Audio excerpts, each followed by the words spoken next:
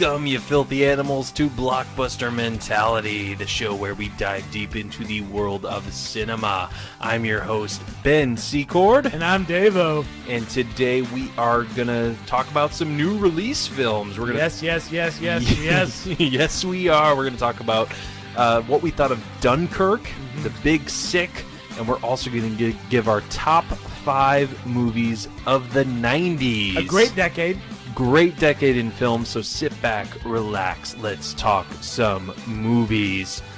All right, Davo, I am excited for this show, and because we dig deep into movies a lot, but we also got to talk about the new releases. Yeah, we're staying topical here. Right. Current events. Current events. We gotta keep up with the times. Can't just talk about our 70s films, our Raging Bulls. Yeah, this has been a great summer for movies. And we're obviously watching him, so we need to talk about him. We got to talk about him. We really do. So, might as well just jump right into it. Yeah. Let's Dunkirk. Dunkirk, the latest Christopher Nolan film. His last film is, I think, his first film since Interstellar, which came out in 2014. Which I really liked, and I will still say is underrated. And it was on your overrated list. And I very much disagree with it.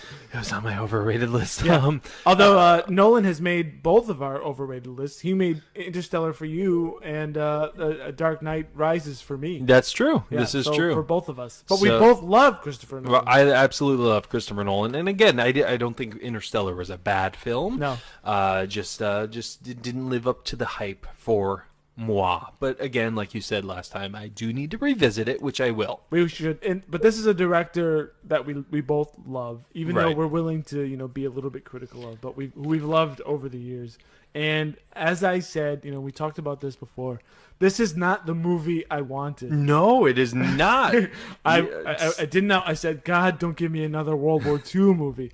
Don't do this whole war thing again. But what I didn't know. This movie was not at all the things I didn't want.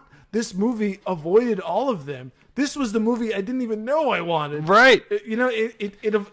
I was so torn up on this whole the morality thing, because we get it, right? We've been told since we were 2 years old about World War II, and then even after that, since Saving Private Ryan, we get it.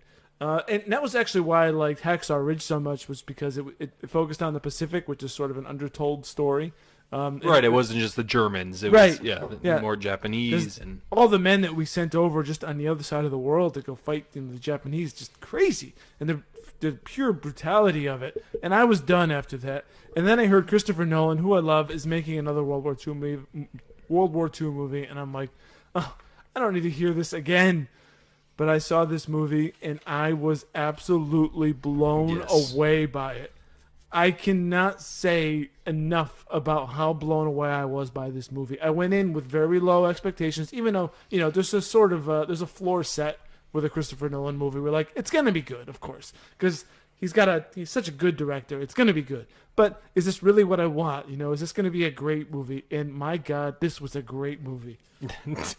I couldn't agree with you more because, I went into it with low expectations. Not that I thought it was going to be terrible. I just wasn't that excited for it. Yeah, right. I wasn't excited for it. The main reason I saw it is because it's a Christopher Nolan film. I'm gonna see a Christopher Nolan film whenever it comes out. Same with Tarantino, Spielberg, Scorsese. I'm gonna see those movies. So I wasn't in particular excited for this. I'm not as strong opinion as you are with the whole we don't need any more World War II movies. I was excited for this just for the fact that it was gonna show the British side of it. Yeah, slightly different story. Right, but I was blown away by this movie, just like you said. It totally took me by surprise because I wasn't expecting much. I wasn't expecting anything, and I think that's a big thing with film. Going into a film, if you're have high expectations for it, sometimes that alters your actual view of the film. So I think it helps going into it with a lower expectation. But a good movie is a good movie. It shouldn't matter about expectations. So expectations or not, I think this is a phenomenal film. Right, it should stand on its own. It does. Yeah. And actually, I read just to go back just a second. I went after I saw it. I read an interview by Christopher Nolan where he said he wanted to avoid the politics, which I didn't even know that was his intent, and he does. I mean, you almost don't even know this is without knowing that these are the British in this particular time in this particular place. That you almost don't even know this is a World War II movie. Right. You don't see a German, I don't think. No. It's barely even a war movie in that sense. You Right. know, it's more like it's a story of survival. It's a story of heroism. Yeah. You know, it's not your typical thing. You know, it's about there's these 400,000 men on a beach and they're trying to get off. Right. And it's that story, you know, you're telling that of a few different people in an arc, like 3 different arcs. And this is an actual historical event. I mean, this is all really based happened. on a true story. We're obviously going to try not to get into spoilers Right. in this. We're not going to give away, major plot points. Nothing but, more than a typical review right. would reveal. And then just for those who don't know who might be interested in seeing it, the IMDb synopsis reads, Allied soldiers from Belgium, the British Empire, and France are surrounded by the German army and evacuated during a fierce battle in World War II.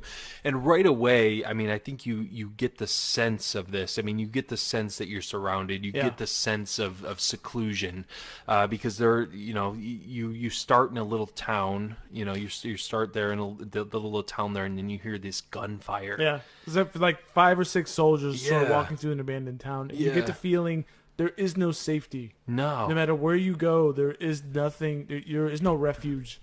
And that's the main thing about this movie, I think, is just you don't.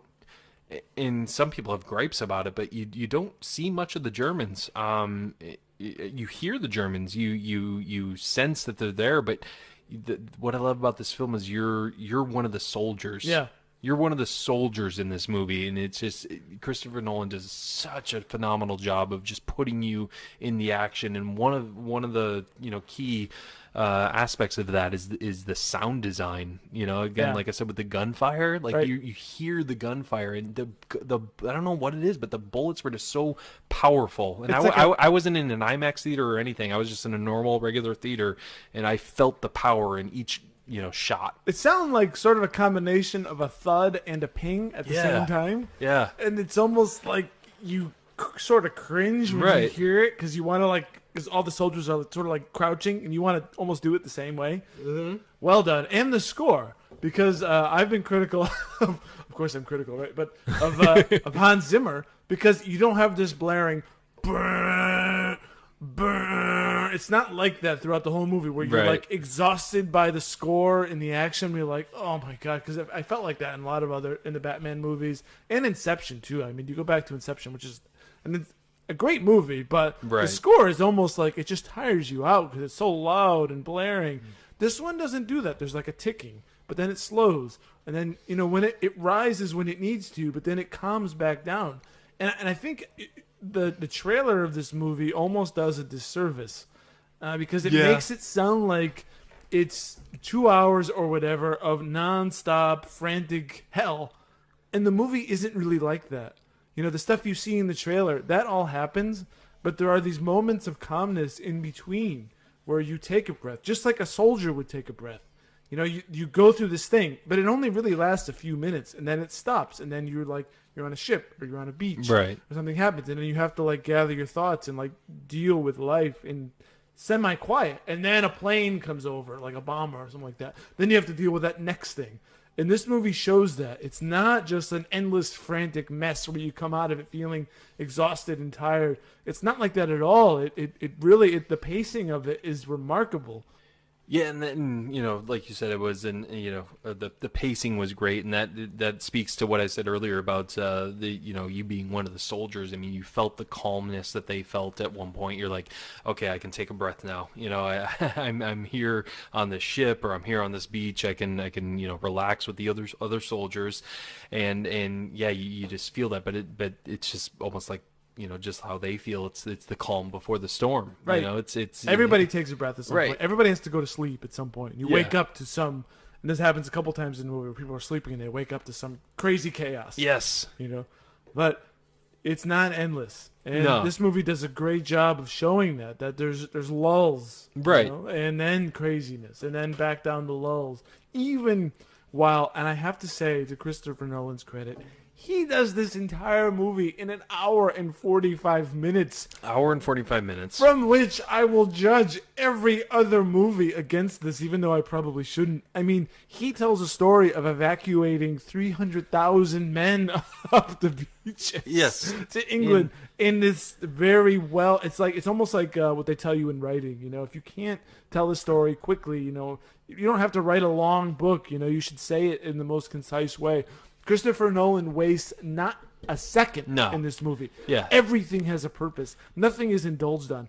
Every line, every moment is carefully chosen and edited. It's all done perfectly. It's this nice like package in a bow. 1 hour and 45 minutes telling this incredible story. Yeah. I mean, it's effective. I mean, you don't. This is a piece of art. It This really is almost a perfect movie. And I mean, I know I'm going crazy here. I hear myself saying it, but this is almost a perfect movie. Yeah, I would have to say, yeah, I mean, I even have in my notes here as a near flawless movie. I've got I nothing mean, to critique on Yeah, it. I mean, usually I like to say, you know, what I like about the movie, and then I'll get into, you know, the more negative things. I really have nothing negative to say about this movie. You know, there's some criticisms floating around, which we'll get into, and they are some of the weakest Yeah. I've heard. So, I mean, what are some of the criticisms? All right, well, so one, there's not enough character development. I mean, come on.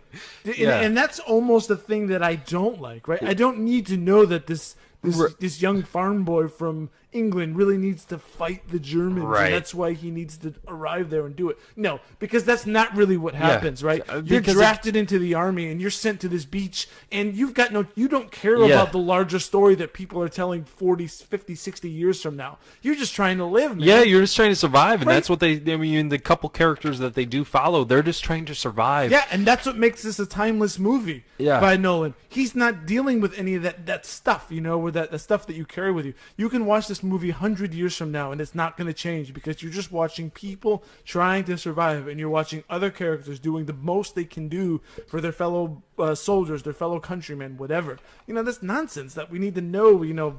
I couldn't tell you one guy's character's name. I really couldn't. Yeah, I couldn't either. And I don't care to. I don't need to know it. I don't need to know where he comes from, where his town was, whether he, you know, had sheep or not, or a dog, or you know, a mom. I don't care. It doesn't matter. All I know is that he was there in that moment. He did what he could, and you know, by luck or whatever, he lived or he died, and he tried to do the best he could. Yeah, you're trying to survive that situation, and I think again, Christopher Nolan does a great job of making the audience a character almost. You know, I felt like I was a character. I felt like I was a soldier. I know I've said that 100 times now in this review, but but I think it says, you know, it says to what, you know, the character development. You don't need that. You're your own character in the story. You're just trying to survive, just like these characters are trying to survive. You're experiencing a thing that happened, right? Yeah. You don't need all this baggage. At moments they're in this really tight ship at one point, and you feel claustrophobic with them. It's just like, you know, and you know, they're really hungry, and you can kind of feel that hunger just the way, you know, you see other actors behaving and things like that. But you completely put yourself in their shoes. You put yourself in their shoes. So I mean, you know, character development is not a critique to have in this movie, because it is not needed. The character development is as they're going through it. Right. That's the character that they're developing. They're This isn't their courage and their heroism as they're experiencing this thing. Right. This isn't a movie that takes place over the course of 2 weeks, 2 months, 2 years. This is a movie that takes place in two days. Yeah, 2 days. You know, so you don't need that. So yeah, I mean, people griping about that, and people griping about, you know, not showing, you know, the German side. Yeah, that was the other thing. Well, we need to show the evil Nazis. No, you don't, because again, did any of those British soldiers or even American soldiers, the people who survived, how many encounters did they actually have with the Germans? Did you actually see their inner workings? No, you didn't. They were firing at you. You were firing back. Right. That's you're sent to a place to go fight, and that's all you know. Yep. You don't know that. You don't know the personality of any of the people you're firing at or are firing at you. You don't know any of that. I mean, you could have almost flipped sides, and this could have been a story of Germans making their way off the beach, and you would have felt the exact same way. Right. Absolutely. Because it's not about whatever larger story that we have adopted or we tell ourselves down the road, which can change. Right. You know? Yeah, this is a story about survival and just, just getting through this shit we're in. The shit so many other countries are in, our country's in, Yeah, that I'm in right now. This isn't, oh, I got to get back to my wife back home who's having a baby. Right. And you don't need any of that. Yeah, and that's the critic. And I think the things that I did not want to see, why I didn't want to see another World War II movie, are the criticisms that I keep seeing. Well, you're not, moralizing the war enough in this movie. And Nolan didn't want to do that. He was very clear, which, thank you, please. This was great. He's just telling a story about people. He's not saying, oh, these were extra special people because they happen to be on the winning side or because, they were doing, no, they're just surviving. They're just doing what they can do. And they got those men off the beach. They really, in the moment, if you're about to drown as a ship is collapsing on you, do you care that the Nazis are evil? Right. No, you don't care. You're just trying to live. Yeah, I just want to live. Right. That's it. Yeah, you're not thinking about Hitler. You're not thinking about you don't care about main that Nazi in the soldier. moment. No, yeah, absolutely. And the men that the civilian boats that go out to get these men because there just aren't enough big ships to come in to rescue them. They're just trying to help out their fellow countrymen. Right. They're trying to they're just doing their duty. And that's like almost the most simple, heroic thing you can do. You're just trying to help your fellow man, your fellow Englishman or your Frenchman or whatever. Right. Just great. Yeah. So those are the big things, and I don't. All those. The other thing about they didn't show Winston Churchill give a speech. My God. Yeah. No, you don't need that. Because So in the end, I guess at this point, I will say there's somewhat of a spoiler, but not really. It's one of the most famous speeches, and we'll fight them on the beaches, we'll fight them on land and on sea. So in this movie, they choose to have this speech read by. This is the very end of the movie, as they're rolling back to England on a train. Two of the surviving soldiers, they get a newspaper, and they get the text of the speech, and he reads it out. Right. So instead of your traditional, I want to almost say Michael Bay, where you Armageddon style, where you have a president with flashing bulbs stand up and read a dramatic John Kennedy type of speech. In this case, Winston Churchill. Right. You have a soldier read it, and I noticed something. He reads it, and then he looks away, and then the movie ends. Because that speech is not for them. They already did it. Right. Because we'll fight him on the beaches and blah, blah, blah. They already did it. That speech is for the citizens, the non-combatants. They've already done that stuff. They don't need that inspiration. Right. That doesn't... Yeah, Winston Churchill's talking about we just did. He's talking about... Yeah, he's like, we'll do X, Y, Z. Well, I just did X, Y, Z. Right. So when I read this, this isn't moving me one bit because I actually did it. So this might help your common folk, and that's good because we want to raise morale. But it's not, what they lionize that speech as something that inspires the troops or something like that, but it didn't, because they were just, like we said, just trying to survive. There was their own individual acts of heroism, moving on, doing what they could be. That speech didn't change anything that happened. No. Right? This was already after the fact. Yep. And I like how we experienced it just like soldiers would have. They didn't hear that speech. They didn't listen to it on the radio. They're not like, I heard Winston Churchill, so now I'm going to go fight extra hard. Right, yeah. It's just like this is after the speech, and they're going to read it in the newspaper just like we would because the audience was a soldier the whole time. Remember when I said that earlier in the review? I said you feel like a soldier. Another thing it's I just wanted to mention. Though. It's worth repeating because you are going.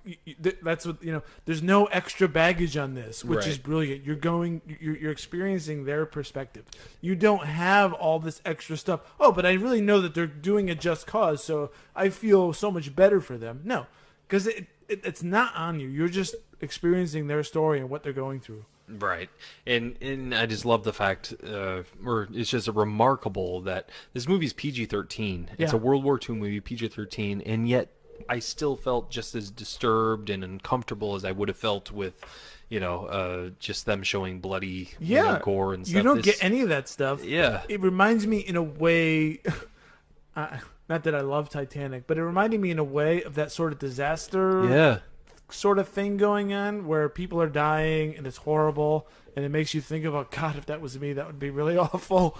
But you don't need to see the blood. You know they're dead. Or Right. they show shelling on the beaches and people die and they just lay there. Right. Do you need all this blood? And to make a really good PG-13 movie that's high quality, you don't see that a lot. No. You almost get this like really rough, it's either sex or violence or Right. blood and gore. So any director that can pull off a great PG-13 movie that's really good, I love it. Yeah, I totally agree. All right, so let's get to our rating. How would you rate this film? Yeah, I'm going to say and maybe I'm off my rocker on this, and maybe I love this movie a little bit too much. I've only seen it once, so I do plan on seeing it again. Maybe we should see the second one together. I don't know. But I'm going to give this thing 3.5 buckets of popcorn, and I'm going to give it 5 stars. Wow. So 5 out of 5 stars. The maximum rating. I cannot say enough about this movie. I think this movie is an all-time great. I really do. I can only go lower to 4.5. I think that's the floor. I mean, this puts it, like I said earlier, off air before we started. This is going to put it in the category of your Godfathers, your Taxi Drivers, your Raging Bulls. Yeah. This is up there with it. I think this movie is timeless. I think it's nearly perfect. I think it's a work of art. I don't think there's anything wrong with this movie. Yeah, I mean, it is so stinking good. And the end, which we don't even need to talk about the end is brilliant. All of the ending. Yeah. It's Christopher Nolan at his absolute best. Now, I like Interstellar. I like the ideas of Interstellar, maybe a little bit better, but it was not as well executed. This is a near flawless picture. I'm going to just leave it there. 5 stars. Okay. I love this movie. I mean, I totally agree with you. I mean, I love this movie as well. It's near flawless. I'm gonna give it a 4.5 star just because I do want to watch it again before I get to that 5 star, just to make sure I'm not, That's fair. That's fair. I want to make sure before I jump to that 5 star. But yeah, I give it maybe even a 4.75 star. I know out of you're 5. wanting to give that 5 star. I do. I think just because I wasn't expecting to like it so much. Yeah, so neither I'm was like, it can't be a 5 star, right? Because I wasn't expecting to like it that much. But yeah, I was expecting like constant action, a blaring soundtrack. And just, like 2 hours of chaos. And instead, I got this really beautiful movie. Yeah, it really was. It was put together so well. And we didn't even talk about the aerial stuff. Oh, yeah. Tom Hardy. Fighting. Yeah, Tom Hardy is one of the pilots. My God. What a humble role for him, really. I mean, his face is covered the whole time. Well, I said on Twitter, they must have made a deal where Nolan's like, you can be in all my movies, but you have to wear a mask. Yeah, you got to wear a mask, man. I was like, no problem. It's true. Yeah, this is like, he was Bane, and now he's a pilot. Honestly, though, just to see. And by the way, I give it 3 buckets of popcorn. Sorry, go ahead. So I'm 3.5. Well, I give my extra. I'd say 3, but the fact that this thing was done in under 2 hours, I gotta give it another half bucket. Definitely. I mean, there's no lost time in this movie. Right. So but just the end sequence with the Tom Hardy character is almost worth the price of admission. Absolutely. I don't want to leave it alone. Yeah, definitely. If you haven't seen that, but yeah, it's beautiful. Stick around. Yep. It is beautiful. Yeah. Yeah. So Totally agree. I cannot possibly say I love this movie. As I think back where I was 2 weeks ago. I'm like, I don't want to see this movie. I don't care. I hate World War II. That's where I was. I know, man. Yeah, you were all about just like no. I think even in your Twitter profile you say something about a World War II movie. I amended it just before the release to say I propose a post Dunkirk moratorium. Post Dunkirk For 10 years. True. Okay. And I'm going to stick to that. So okay. I wisened up before this one came out. Makes sense. Just to hedge my What bets. have you seen the previews for this Gary Oldman Winston Churchill stuff? I have not. Please just don't even bother me sorry. with this right now.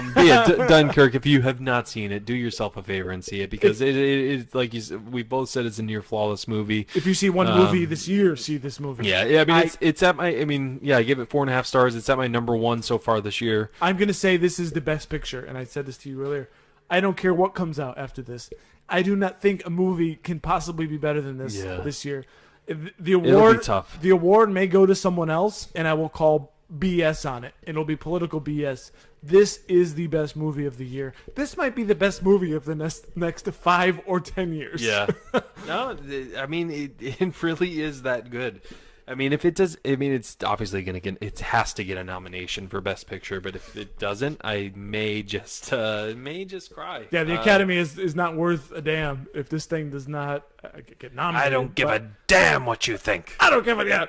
Dunkirk is the best picture of the year. All right, so that's our thoughts on Dunkirk. So great film. Yeah. Wonderful.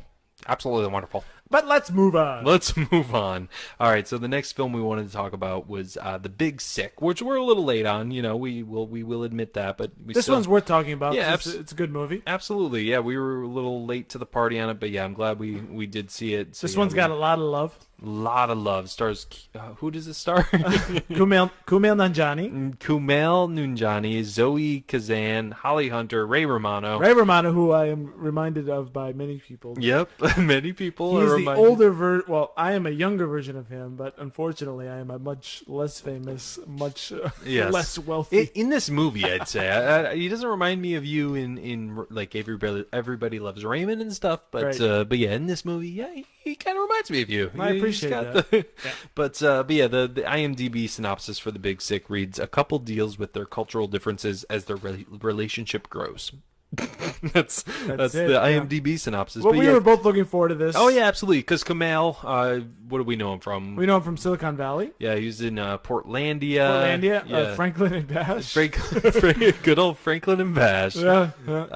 So yeah, I mean, he's been in. I've been following him on Twitter for Funny years. guy. Hilarious guy.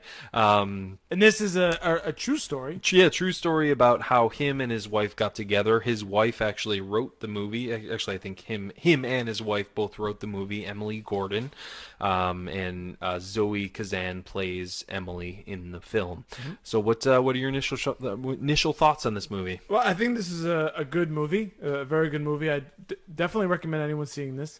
It's billed as a rom-com. I'm not sure it's a romantic comedy. Yeah, it's almost. It's almost in two parts. Yeah. It's a comedy for the first, say, 30 minutes. I don't want to give too much away here, but then it stops being a comedy. Yeah, I mean, it's called The Big Sick. Right. I mean, it's even in the trailers. I mean, she gets sick. She's in the hospital. You know, they start dating. You know, we get to know their relationship, and then It's more of a drama, hospital drama. Yeah, I guess. more of a hospital drama. But yeah, she gets sick, and then a lot of the movie is him and her parents. You know, while she's in this coma, while she's sick. Yeah, and then him in he also plays a stand-up comedian. And then there's a lot going on there with his fellow stand-up comedian Yes. friends, which is a bit of fluff that doesn't need to be in the movie. Okay, so that's one of your gotta negative Yeah. areas. Yeah, I mean, Just actually, it didn't go any. I mean, it was initially funny, but then he keeps interacting with them, and I'm just like, I don't need this. Yeah. You know? Well, I really feel like I'll just say, the first 30 minutes are hilarious and funny and charming, and then a lot of that I owe to Zoe Kazan, and then she gets sick, and then the movie hits the brakes. Yeah. And she is the energy of the film. And then once she gets sick, I feel like this thing just has like almost nowhere to go after that for a long period of time. Yeah. Okay. So yeah, let's talk about. So I mean, what did you like about it then? I mean, so obviously her. I mean, that's one of the main things I had was Zoe Kazan as Emily. Yeah. she's a breath of fresh air, man. She like, really is. She brings so much energy to She's funny, this movie. she's charming, she's got energy. Yeah. You're learning about these two people and Kumail, you know, to his credit. But once she goes dark, Yeah. it's like, what's going on with this movie? here? That is when we're introduced to Ray Romano, which I've always been a huge fan Yeah, of. me too. Ray Romano. Well, I like him. You know, if anyone's he's- gonna compare me to to a famous person, then I really appreciate that. Yes. So I like seeing an older, much more famous, again, much more wealthy version of myself appearing on screen. Yes. I mean, I take it as a compliment that people might compare you to him. I appreciate that. You're welcome. So I liked when he showed up, you know, after she was in the coma. But yeah, He's good. One of the main highlights for me, yeah, is definitely Emily. Zoe Kazan is Emily because yeah, she's just something about her. Yeah, she just brought this atmosphere to the film, this Yeah, this way it's the about her. presence. Because I mean, the main draw to this movie for me was Kumail, because I've been a fan of him, following him on Twitter for a while. But you said the first 30 minutes. I'd say the first like 5-10 minutes, I wasn't drawn into the movie yet. I think that stand-up comedian stuff I kind of kind of threw liked me it off. myself. Yeah. Okay, It almost yeah. reminded me of Funny People. Yes, that's This how I. movie Which, actually draws a little bit to that. I don't know if yeah, it's intentional. Or yeah. not. Funny People. I mean, it's a Judd Apatow production. Production, yeah. Funny People, I actually like a lot more than other people like. I liked it a lot. Yeah, I think That's- it deserved a lot more credit, and yeah, this definitely reminded me of that. Adam Sandler as he's ridiculous, but Adam Sandler in a serious role is actually pretty good. Yeah, have you ever seen Punch Drunk Love? Yeah, great movie. Great movie. And Like, even Spanglish, he's not terrible. In that, Right, where he yeah. has this sort of like serious, like anger, this like rage inside Yeah. of him when it's not completely cartoonish. It's Right. actually pretty compelling. I know, absolutely. Now he's doing all these like Netflix films Oh, and stuff. they're It's all like, come terrible. on, Yeah. come on, Mr. Sandler. Well, but, But, I mean, uh, when you get to that point, you're just gonna cash in, Yeah. and do whatever. But Yeah, I mean, overall, I mean, this is a very charming film. It's good. That's one word I thought. yeah, and you get a sense of the real life stuff between Kamel, who is Pakistani, who we hear many times that Yeah. he is Pakistani. If in case you were confused that he might be Indian or from somewhere else, he is from Pakistan. And if you've seen him in Silicon Valley or anywhere else, the character always reminds the other characters that he is from Pakistan. He has Kumail the person and Kumail the characters have a very strong Pakistani Yes. identity. And in this movie, you hear all about his Pakistani identity. Where is he from? Pakistan. Oh, okay. Thank you. Thank He's you. got a one-man show in this movie where he's showing, I don't know, his life in Yeah. Pakistan, where we play cricket. That's like where he's trying to get people to go see. It's just absurd and ridiculous. Right. Yeah. But anyways, he's got this. Yeah, one man show is definitely interesting. They go back to that though, like 2 or 3 Yeah. times. Like I only need to see this craziness Yeah. once. All right. So you see, yeah, I mean that kind of brings us to. I mean, overall, I really enjoyed this. Oh, one. it's a good an movie. enjoy. I like the fact that, again, you bringing up the Pakistan stuff. It brings up the cultural differences. You know, you got Kumail, who's Pakistani, who Right. they Very believe traditional in Muslim family. arranged marriages. So he's Right. meeting all these Muslim girls. His mom just happens to. They're just they're popping by. Who happened to pop by? Right, And- it's another girl who Yeah, just in another the girl, neighborhood that so- you're gonna get married to. And Right. he wants, this Emily character. Right, and They're- but not just because he doesn't, even before he meets her, he wants to do his own thing. Right. Like that's why they moved to America. That's what he thought, says. you Yeah, know? you moved me for what? Just to be? We're gonna pretend we're in Pakistan. Why did Right. you move me here? So yeah, it plays the cultural stuff, Which I think Her they do that parents- very well. Yeah, exactly. They do it very fairly on both sides. Mm-hmm. It's difficult for both. There's an awkward. For his parents, they're very traditional and they want him only to marry a Pakistani woman. Her parents, Ray Romano's got these weird comments about 9/11. Yes. We got to talk about it. It's like, So what do you think about 9/11? What's your stance on 9/11? but it just deals with these prejudices and these, because they're real. We can't pretend they don't exist. This Right. one deals with it honestly and fairly, and I think that's the best thing I can say about this movie. Is it's a very honest movie. Yes. And if you go back to, if you've heard our Midnight in Paris episode, please go listen to it because we deal in depth with this idea of doing things honestly Right. and putting out your art or whatever it is you do, doing it in earnest and honestly, because that is really one of the secrets to life. This is how you live. At least if you can be satisfied with doing anything, you can be honest and putting yourself out there. And this movie does it. This is a true story. It's almost like, if this wasn't a true story, I'd say it's a bit manipulative to have your girlfriend go into the hospital. Yeah. You know what I'm yeah. saying? But it's Definitely. real. It really happened. So Right. this is a story that need to be told. No, I totally agree. And like you said with the comedy, it starts out with the comedy and then it turns into a drama. That is the case, and I think they, I have no problem with that. That they went into more of a drama at some point. At some points, it's definitely a dramedy, I'd say. It's hilarious in the beginning. Yeah, hilarious. The only problem I'd say with that aspect of it is that I didn't know at some points I didn't know if they were trying to be funny or if I was supposed to take it serious. I think it doesn't mean Like if she was like gonna die, or no, just like certain scenes, like it would be like a serious scene. It's pretty dry. For instance, when Ray Romano has his little outburst at that comedy club after his wife has the outburst. At first, I was kind of chuckling, but it's like, oh wait, okay, he's serious. But the guy that was heckling, yeah, yeah, that was so just stuff awkward. like that. Yeah. Like it Didn't need that. Yeah, like I didn't. I wish they would have made it more, made it easier to differentiate. Okay, this part I'm supposed to take serious. This part I'm supposed to be laughing at. Yeah, it's almost just like at some points I felt like I was the only one laughing in the theater, and I was like, wait, okay, this is supposed to be serious here. yeah, I had some of those, but Yeah. I tend to just laugh. Yeah. Yeah, I agree. But it's like love is complicated. And I think that's one of the things, right? No matter, you go through weird stuff, and you just kind of you muddle through it, even though it may be awkward for you or whatever. But you care about this girl, so you deal with really weird situations. Yeah, and I think it was really really well written.